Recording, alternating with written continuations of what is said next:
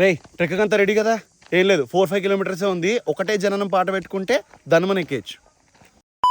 ఒకటే జననం కాదు, ఒకటే మరణంలా ఉంది ఇది. అమ్మమ్మమ్మమ్మమ్మ, నేను ఇంటికి వెళ్ళిపోతాను భయ్య. అసలు రాజులు ఎందుకని ఇంత పై ఫ్లోర్లో ఉంటారు? గ్రౌండ్ ఫ్లోర్లో ఉండొచ్చుగా. ఎండ్ వర్కౌట్ అంట. వర్కౌట్ అయినా ఎండ్ చేసేలా ఉంది నాయనా నాయన.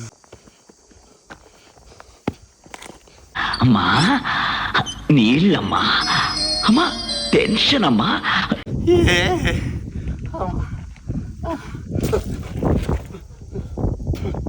అనుకున్నా.